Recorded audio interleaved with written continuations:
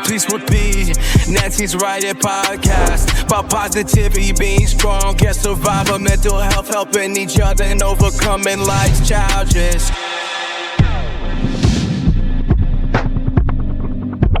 Psycho like a lab, I'll wish to be a hurt. Hey. Chasing me is everything to the Lord alone. Hey, I'll let go and chase out of it.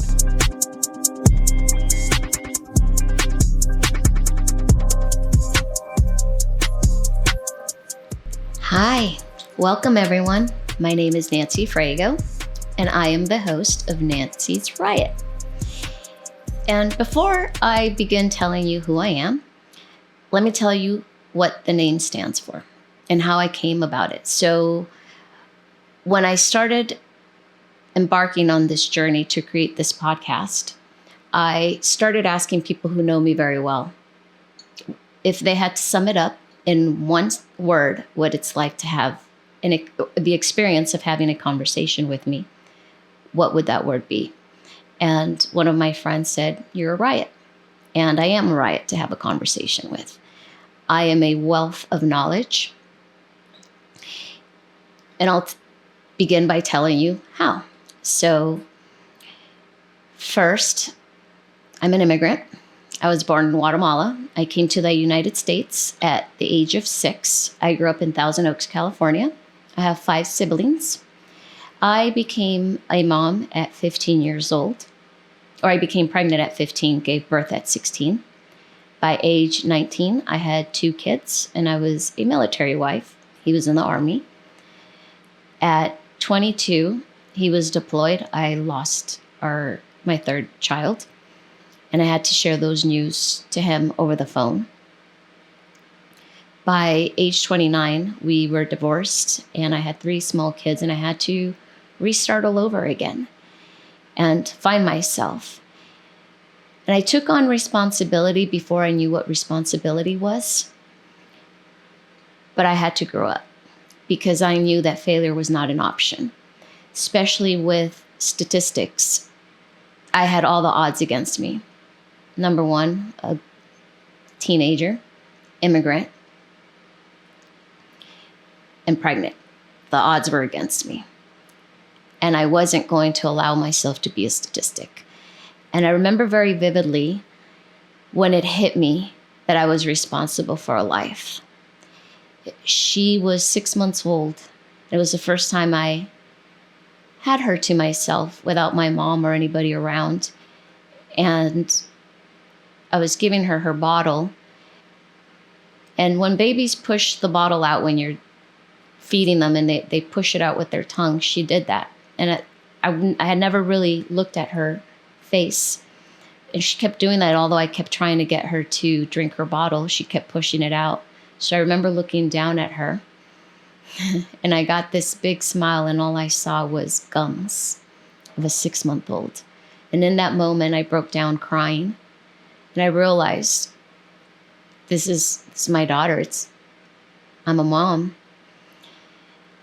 How can I make sure that I provide for her and that she wouldn't be a failure? Because in that moment, when you're that young, you don't really understand life.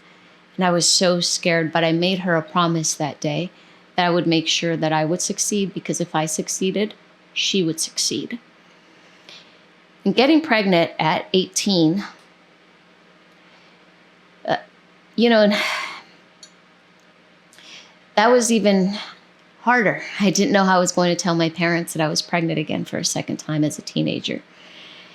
Anyhow, I ended up getting married, moved away, and as I mentioned, at 29, I had to start life all over again. And I've raised 3 phenomenal kids. They are incredible. They are now 34, 31, and 23.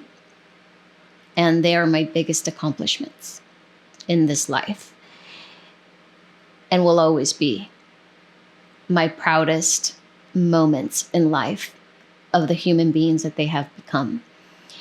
They're self-sufficient, which is how I wanted them to be. I wanted to make sure that they had all the tools for them to be successful in life. Was I an easy mom? No, I was tough. Also military, it trickles down with a family, with the discipline. And I don't know how in depth some of you, I'll go in depth about military life, but when I was married, he was artillery, so he was always gone. So it was more like I was a single mom. So when he would come home, he was always the nice parent. I was the mean parent. And I truly believe that as a parent, your child or children have to fear one parent.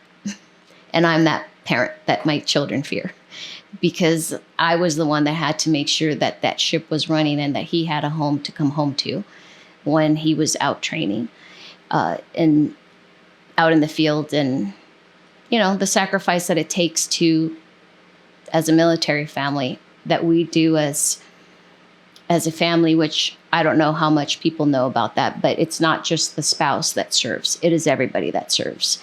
Because I would have to have conversations with my kids at a very young age about daddy possibly not coming home sometimes. So I had to mentally prepare them for that. And that was never easy conversations. And at some point, I'll go in depth about when he deployed in 1999 and our son and what that was like. But as I was saying, so that's one part of my life. And at 29, like I said, I had to start all over again. I was going to school, studying electrical engineering with an emphasis in telecommunications. And I was working for the phone company at the time. And I got promoted. He and I divorced in 2004. So in that moment, I had to reinvent myself and figure out, how I wanted my life to look like going forward. Now with 3 kids, because all I knew was being a wife since I was 19. So during that episode of my life, I started getting involved with the community, and I got elected to a board here locally for one of the chambers. And that was the catalyst for other boards that started opening up. So I started doing a lot of humanitarian work. And so I have to take you to 2008. And in 2008, well, when I lost my child in 1999, the military would not bring him home for us to grieve. So that moment, who stepped in was the American Red Cross. I don't know if you know, but there is a Red Cross representative on all military bases. And they stepped in because the military did not want to bring him home because he'd just been deployed. And they said it was too expensive to bring him home for us to grieve together. So they stepped in and said, if you allow him to go home, we will pay for it. So they did. So in 1999, I had made myself a promise that if I could ever give back, it would be to the American Red Cross. And it was for that reason. So I fast forward to 2008. I was having a meeting with them because they were changing out their phone system. When the business meeting was over, I asked the CEO that I wanted to volunteer for the Red Cross. I told him my story and why the American Red Cross. Well, I sent him my resume, and he offered me a position on the board of directors. My nomination had to pass unanimously, which it did. And then that was a catalyst to opening up other opportunities for me, getting involved with other things, other charities. I've been to Africa to do humanitarian work. I served as a translator the night of the shooting, October 1st, on the Strip. I've had people call me when other shootings have happened. It's not necessarily something I enjoy doing, but it's what I signed up for. But it is very rewarding for me because when I've been asked in the past by someone, why do you do what you do for free? And what's interesting is when he asked me that question, I said, there's something about when you look at the look in somebody's eyes, when they know that you're there to help, to When they seemed hopeless, you see hope in their eyes. Every emotion on October 1st that you could possibly imagine that goes through the human mind, I saw it in people's eyes that night, and I'll never forget it. It's something that you can't forget. For a few months, everything was a blur. It still is, because I had so many conversations and I was just there to do my job, which was to help. So when he asked, why I do it for free, that's why. Because I know when I've been at my lowest and somebody has handed me a hand, it's priceless. You can't put a price tag on that. And that is what I do. And what's interesting is that was 2017. I have to take you to 2018, to August, when the shooting happened at the Walmart. Same individual that asked me why I do what I do for free. He had 3 of his relatives shot at the Walmart. His aunt was killed. They were some of the first shooting victims at that Walmart in El Paso, Texas. And when he called me, he could hardly speak. And there is a sound. I hope some of you never experience it, but there is a sound when someone is crying and the pain is so deep that it's like a howling sound. They almost sound like an animal in pain. It's the best way I could describe it. He could hardly speak, but he didn't have to say anything. I'd heard that cry before. I knew it was a shooting. Once we were able to got him to calm down and him let me know what had occurred, we got him to El Paso to be with his family. So I think he understood at that moment why I do what I do, because he never questioned it again. But when I get that phone call and whenever I hear that cry, no one has to say anything to me. I know what it means.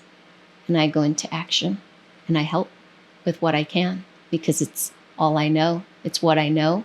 I love to help people. I love people. And one thing that I've learned is sometimes just a smile. I say smile, it's contagious. I cannot begin to tell you how many times I've encountered somebody. It might be a stranger at a store, at a gas station, and I can tell something heavy is weighing on their mind. And just a simple smile, a gesture that's free to all of us, can change somebody's life. Because I know that firsthand, because I've had some beautiful angels come across my life that have given me a smile when I needed a smile in my life. So I try to sprinkle things along the way now in people's lives to bring them joy, whether it's a conversation, a compliment, a smile, a hug, or if I'm there to do humanitarian work. So anyhow, so that's part of my life. I've been to Africa to do humanitarian work with another charity. That was in '08. And actually, that is a story I'm going to tell you guys right now. That trip was a life-changing trip. But towards the end of the trip, it was such a heavy, emotionally type of trip because of the stories we heard, the people that we helped. Our driver, towards the end of the trip, I did not want to get out of the car anymore. Emotionally, I was just drained from being there for 2 weeks or so of doing humanitarian work. I spent time with rape victims, people with AIDS, orphanage. So it was just him and I in the van, and I remember him asking me, what is Las Vegas like? And I said to him, why don't you just come and see it? I'm sure one of us can host you. And he said, I'm never going to go to Las Vegas. So if you don't mind, will you please tell me through your words what I would see if I did visit Las Vegas? He closed his eyes, and I could see him through the rearview window, or mirror, I'm sorry. And I started telling him what he would see, the lights, and just started painting the picture. And I could see his facial expressions changing in that moment. He was smiling. He chuckled at a few times. And one of the things that I said to him that was profound, and I'll tell you how profound it was after I left the country, is I told him, you won't smell anything. I said, it's fresh air. In Africa, the entire time we were there was always a smell. Not good, because we're used to fresh air here in the United States. But the animals that are being sold at the market, if you've ever been to New Orleans, think of New Orleans, but on the scent that you breathe, it's hard. Anyhow, that was the first time anybody had ever asked me to describe to them what Las Vegas would look like. And his facial expressions, his gestures are engraved in my mind. So when I returned to the United States, it was July 3rd, and I was looking at the fireworks on the 4th of July. And in that moment, I realized I was breathing fresh air, and I felt guilty. I started to cry because it hit me that this gentleman and the people I'd encountered would never experience what breathing fresh air is. Not to smell one thing. Something that's free to all of us. Oxygen. It was so profound, and I'll never forget it, and it has stuck with me since. And that was nearly 20 years ago. We were going to go back, but then Ebola hit, and I had brain surgery 4 years ago, which is the catalyst of me being here today and creating this podcast.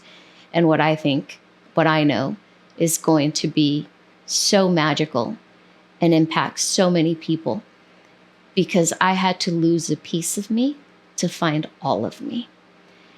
On May 25th of 2021, I had a cavernous malformation removed in the back left lobe of my brain. I have a piece of my brain now gone the size of a quarter, and I have a titanium plate with 16 screws in the back. So if I make a mistake while I'm speaking, please forgive me. It's because I lost a piece of my mind. Not all of it, just a piece of it. You are supposed to laugh about that, by the way. I make light of it.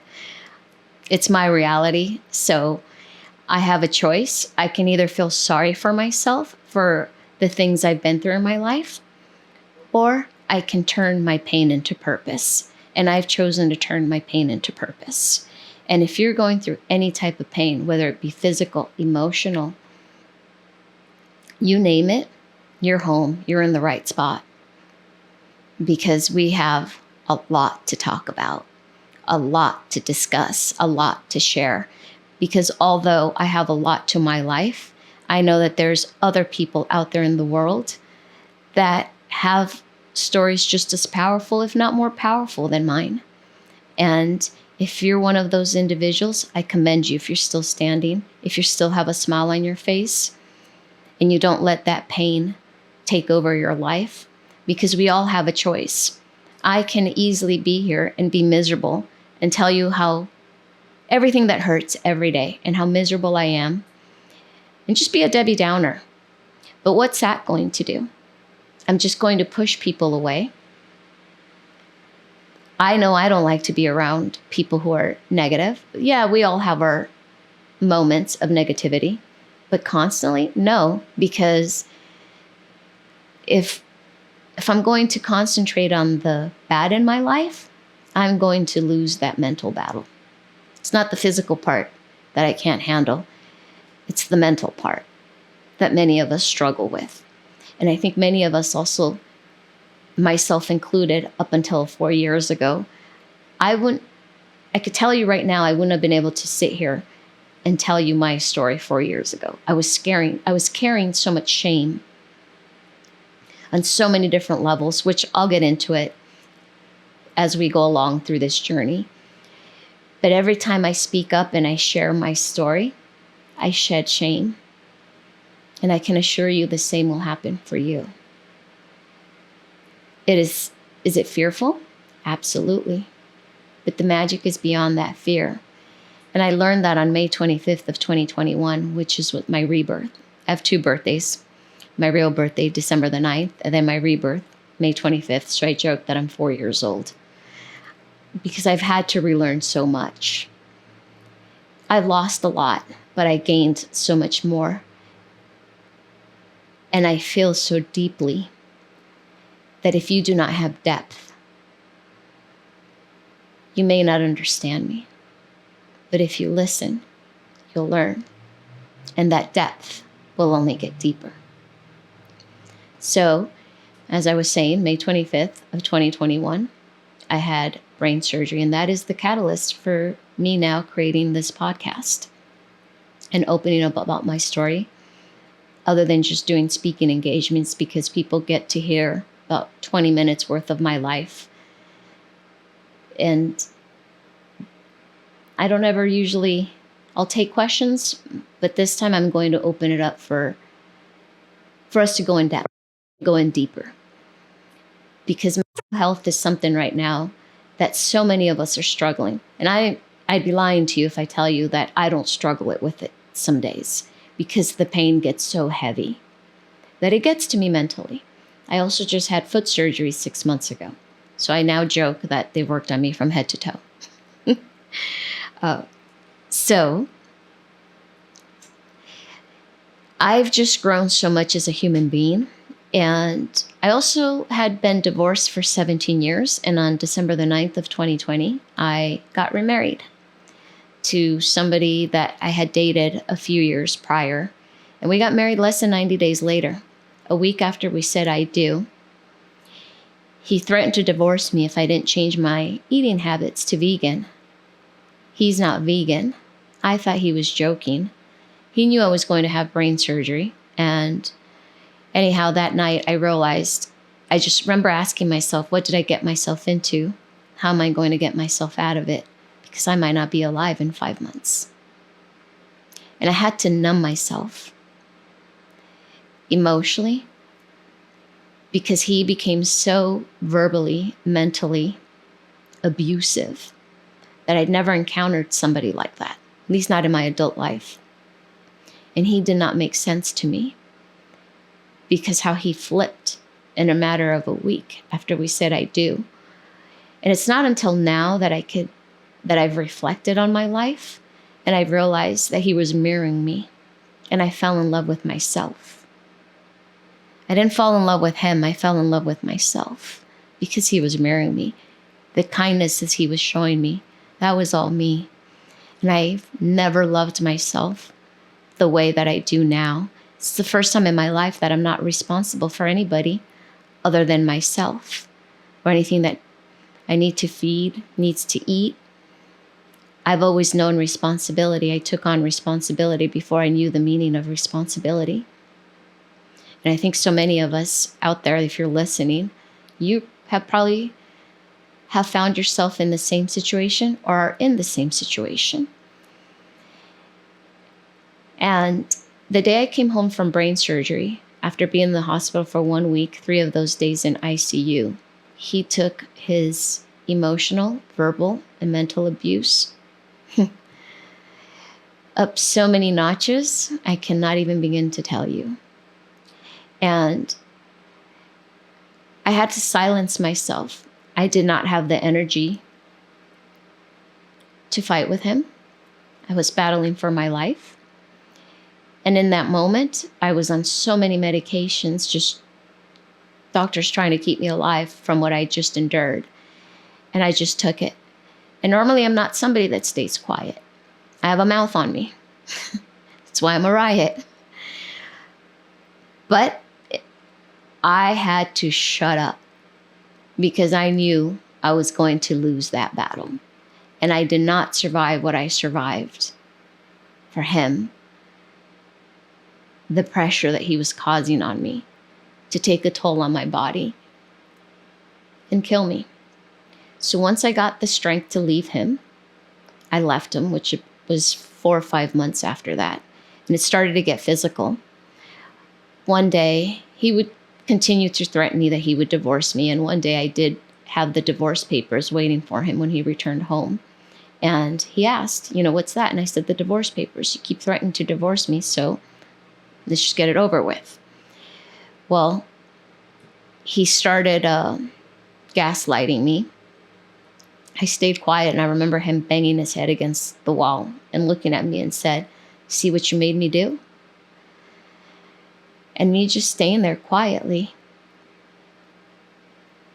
trying to grasp my mind through what I just seen him bang his head against the wall. He put a dent in it. Second time occurred, we had gone out to dinner, and like I mentioned, I had foot surgery, and he knew I was going to need foot surgery someday. And I was some really cute stilettos, 6-inch stilettos, and I asked him to park close to the restaurant because my foot hurt and I couldn't really walk. And he looked at me and he said, there's no parking by the restaurant. And I said, well, let's just go valet, and at least let's just go look, please, because my foot hurts and I don't want to take off my shoes and I'm in a lot of pain. And this was maybe 3.5 months after brain surgery. Anyhow, he looked at me and he said, now I'm going to park furthest away from the restaurant, which he did. He parked all the way to the back. And he came around at the door and he said, get out. And I said, I'm not. I told you I was in pain. If you want, you can go in and have dinner by yourself. I cannot walk this far.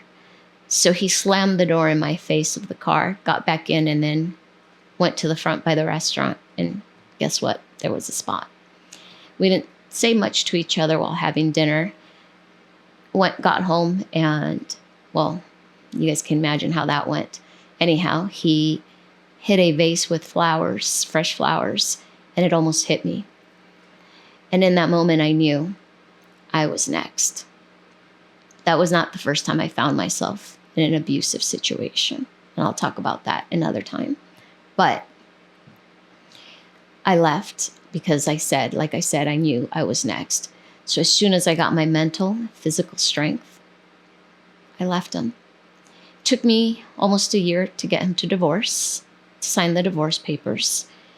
And there's more to that story, and I'll get in depth as we go along and share more about my story and open up more to you guys about it and what I experienced it. But if I could be somebody's guide or give somebody courage, whether you're a man or woman finding yourself in the same situation I found myself, if I could do it 4 months after brain surgery, just know that you could do it too. There's people out there willing to help you like me. And I know it's scary. It's not easy.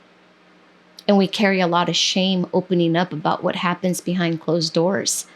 But I think now it's the time to talk about it. COVID really put that into the forefront. Domestic violence. And how many marriages split because a lot of us just go along with thinking this is normal, or, again, we carry shame like I was. And we don't want to talk about it, especially like me. I know I was carrying shame that I got married 90 days after him coming back into my life. I remember my friend saying, where did he come from? Because they didn't even know I was dating anyone. But as bad as that situation was, I can honestly tell you, I wouldn't trade it for anything in the world, because I love who I have become and who I continue to become. And I want to share that with you guys. If my life can serve as a guide on how to move through life when you're going through difficulties, then my life is serving its purpose.